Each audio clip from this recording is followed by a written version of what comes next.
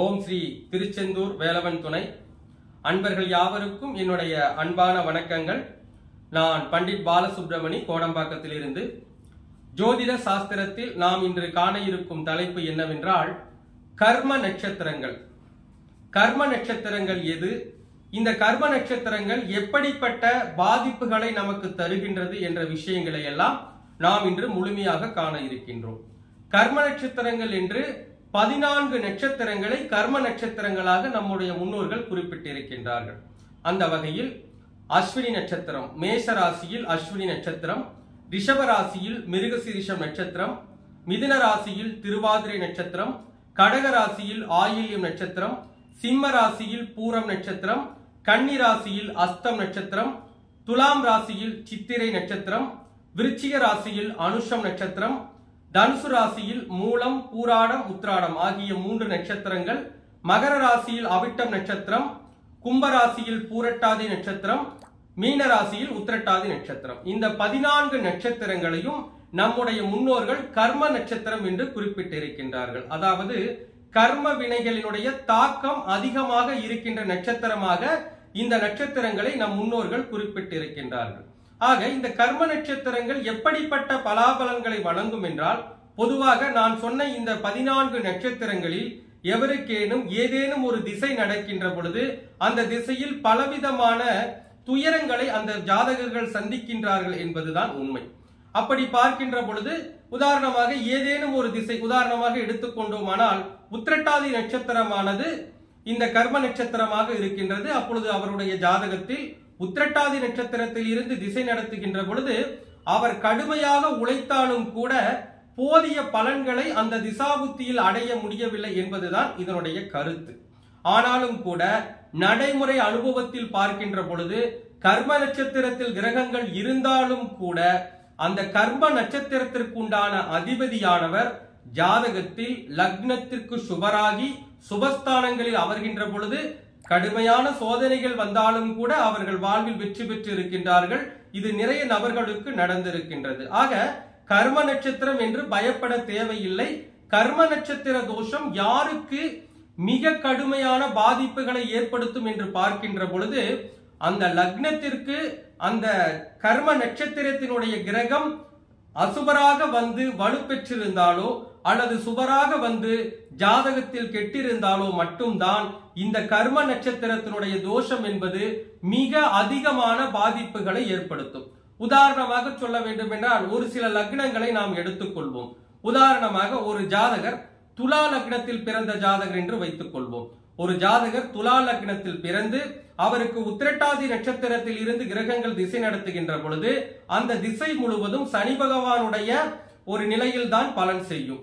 அப்படி பார்க்கின்ற பொழுது துலா லக்னத்தை பொறுத்தவரையில் சனி பகவான் 4ஆம் வீட்டிற்கும் 5ஆம் வீட்டிற்கும் உண்டானவராக இருக்கின்றார். இப்படி இருக்கின்ற பொழுது பார்த்தீர்கள் என்றால் இந்த 4ஆம் வீட்டிற்கும் 5ஆம் வீட்டிற்கும் உண்டான சனி பகவான் உதாரணமாக லக்னத்திற்கு ஏதேனும் ஒரு ஸ்தானங்களில் உதாரணமாக 10ஆம் இடத்தில் வக்ரம் பெறாமல் சிறப்பாக இருப்பதாக வைத்துக் கொள்வோம். அப்பொழுது அவருக்கு அந்த திசையில் ஒரு உயரிய ராஜயோக பலன்களே நடக்கும். ஏனென்றால் 4ஆம் வீட்டிற்கும் 5ஆம் வீட்டிற்கும் உண்டான சுபகிரகமான இந்த சனி பகவான் லக்னத்திற்கு 10ஆம் இடத்தில் பலத்தோடு அமர்கின்ற பொழுது கண்டிப்பாக அவருக்கு நன்மைகளே நடக்கும். அதாவது கடுமையாக பாடுபட வேண்டி இருக்கும், ஆனால் பலன் என்பது நிச்சயமாக கிடைத்துவிடும்.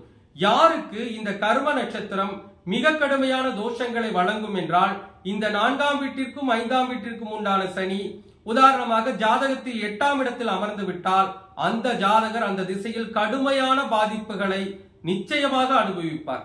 ஆக நாம் கர்ம நட்சத்திரம் என்று பயம் கொள்ள தேவையில்லை. கர்ம நட்சத்திரத்திற்கு உண்டான கிரகம் லக்னத்திற்கு சுபரா அசுபரா என்பதை கவனித்து அவர் எந்த இடத்தில் இருக்கின்றார் என்பதை அறிந்து நீங்கள் செயல்பட்டாலே போதும். அதே போல மற்றொரு லக்னம் ஒன்றை எடுத்துக்கொள்வோம். உதாரணமாக ஒருவர் கும்ப லக்னத்தில் பிறந்த ஜாதகர் என்று எடுத்துக்கொள்ளலாம். ஒரு ஜாதகர் கும்ப லக்னத்தில் பிறந்து பூரட்டாதி நட்சத்திரத்தில் இருந்து அந்த கர்ம நட்சத்திரம் என்று சொல்லக்கூடிய பூரட்டாதி நட்சத்திரத்திலிருந்து திசை நடத்துவதாக வைத்துக் கொள்வோம். அப்பொழுது கும்ப லக்னத்திற்கு குரு பகவான் யார் என்றால் 2ஆம் வீட்டிற்கும் 11ஆம் வீட்டிற்கும் உண்டானவர் தான் குரு பகவான். அப்பொழுது குரு பகவானிற்கு சுபத்தன்மை அங்கே இருக்கின்றது. அப்படிப்பட்ட குரு பகவான் உதாரணமாக 2ஆம் வீட்டிற்கும் 11ஆம் வீட்டிற்கும் உண்டான குரு பகவான் லக்னத்திலேயே திக்பலம் பெற்று இருப்பதாக வைத்துக் கொள்வோம். அப்பொழுது அவருக்கு ஏதேனும் ஒரு திசை, உதாரணமாக பூரட்டாதி நட்சத்திரத்தில் புதன் திசை நடப்பதாக வைத்துக் கொள்வோம். அப்பொழுது புதன் பகவான் பூரட்டாதி நட்சத்திரத்தில் கர்ம நட்சத்திரத்தில் இருந்தாலும் கூட லக்னத்திற்கு 2-11க்குண்டான சுபத்தன்மை கொடுக்கின்ற குரு பகவான் லக்னத்தில் திக்பலம் பெற்று அமர்கின்ற பொழுது அவருக்கு சோதனைகள் இருந்தாலும் சோதனையுடைய முடிவில் அந்த ஜாதகர் வெற்றியையே பெறுவார். இப்படி நாம் கர்ம நட்சத்திரத்தில் கிரகம் இருக்கின்ற பொழுது அந்த நட்சத்திராதிபதி லக்னத்திற்கு எந்த பாவகத்தில் இருக்கின்றார் என்பதை அறிய வேண்டும். இதற்கு ஜாதகத்தில் கிரக பலத்தை முழுமையாக அறிந்து வைத்திருக்க வேண்டும். பொதுவான விதிதான். ஜாதகத்தில் லக்ன சுபர் யார் என்பதை அறிந்து வைத்திருக்க வேண்டும். லக்ன சுபர் கெடாமல் வலுப்பெற்று இருக்கின்ற பொழுது இந்த கர்ம நட்சத்திரத்தில் திசை நடத்துகின்ற பொழுது கடுமையான சோதனைகளை சந்தித்தாலும் இறுதியில் வெற்றியே அந்த ஜாதகர் பெறுவார். அதே போல ஜாதகத்தில் அவயோகியாக, அதாவது லக்ன அசுபராக வரக்கூடிய கிரகம் ஜாதகத்தில் 6, 8, 12 மறைந்து விட வேண்டும். அப்படி மறைந்திருக்கின்ற பொழுது கூட அந்த கர்ம நட்சத்திரத்தினுடைய தோஷமானது ஒரு பெரிய அளவில் வேலை செய்வது இல்லை. இப்படி நிறைய ஜாதகங்களை நாங்கள் ஆய்வு செய்திருக்கிறோம். அதனால் இந்த கர்ம நட்சத்திரத்தில் கிரகம் இருக்கின்றது என்று நீங்கள் பயம் கொள்ள வேண்டாம். கர்ம நட்சத்திரத்தில் கிரகம் இருந்தாலும் கூட அந்த கர்ம நட்சத்திரத்தினுடைய அதிபதி லக்னத்திற்கு சுபஸ்தானங்களில் இருக்கின்ற பொழுது கர்ம நட்சத்திரத்தை பற்றிய நாம் ஒரு பெரிய கவலை கொள்ள தேவையில்லை. ஆக அனைவரும் உங்கள் ஜாதகத்தில் நான் சொன்ன இந்த 14 நட்சத்திரங்களில், அதாவது அஸ்வினி, மிருகசிரிடம், திருவாதிரை, ஆயில்யம், பூரம், அஸ்தம், சித்திரை, அனுஷம், மூலம், பூராடம், உத்ராடம், அவிட்டம், பூரட்டாதி, உத்திரட்டாதியில் கிரகங்கள் இருக்கின்றதா என்பதை பாருங்கள். அப்படி கிரகம் இருக்கின்ற பொழுது அந்த கர்ம நட்சத்திரமாக இருக்கின்ற அந்த நட்சத்திரத்தினுடைய அதிபதியுடைய நிலையை கவனியுங்கள். கண்டிப்பாக நல்ல நிலையில் இருந்தால் கவலை கொள்ள தேவையில்லை. வலு குன்றி இருந்தால் தான் தோஷம். ஆக இப்படிப்பட்ட சூழ்நிலையில் ஒருவேளை அந்த நட்சத்திராதிபதி வலு குன்றி இருந்தால், உதாரணமாக ஒரு லக்னம் ஒன்றை எடுத்துக்கொள்வோம். உதாரணமாக ஒரு ஜாதகர் கன்னியா லக்னம் என்று எடுத்துக்கொள்வோம். கன்னியா லக்னத்திற்கு ஒருவருக்கு பூரம் நட்சத்திரத்தில், அந்த கர்ம நட்சத்திரம் என்று சொல்லக்கூடிய பூரம் நட்சத்திரத்தில் இருந்து திசை நடத்துவதாக வைத்துக் கொள்வோம். அப்பொழுது இந்த பூரம் நட்சத்திரத்தினுடைய அதிபதியானவர் கன்னியா லக்னத்திற்கு 2ஆம் வீட்டிற்கும் 9ஆம் வீட்டிற்கும் உண்டான ஒரு சுபர். அவர் உதாரணமாக ஜாதகத்தில் ஒரு 8ஆம் இடத்தில் மறைந்திருப்பதாக வைத்துக் கொள்வோம். 8ஆம் இடத்தில் இந்த சுக்கிர பகவான் மறைந்திருக்கின்ற பொழுது கண்டிப்பாக அந்த கர்ம நட்சத்திர தோஷமும் இந்த சுக்கிரனுடைய ஸ்தான பலன் தோஷமும் மிக கடுமையான பாதிப்புகளை அந்த ஜாதகருக்கு ஏற்படுத்திவிடும். இப்படிப்பட்ட சூழ்நிலையில் அவர்கள் என்ன செய்யலாம் என்றால், அந்த 2ஆம் வீட்டிற்கும் 9ஆம் வீட்டிற்கும் உண்டான தான தர்மங்களை செய்ய வேண்டும். பொதுவாக 2ஆம் இடம் என்றால் உணவு, 9ஆம் இடம் என்றால் தான தர்மம்.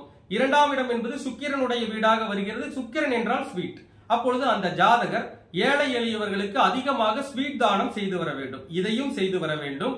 அதே போல பொதுவாக இந்த கர்ம நட்சத்திரத்தில் பிறந்து அந்த கர்ம நட்சத்திரத்தினுடைய அதிபதி லக்னத்திற்கு அசுபஸ்தானங்களில் இருக்கின்ற பொழுது அவர் ஒரு 4 விஷயங்களை செய்ய வேண்டும். அன்னதானத்தை செய்ய வேண்டும்.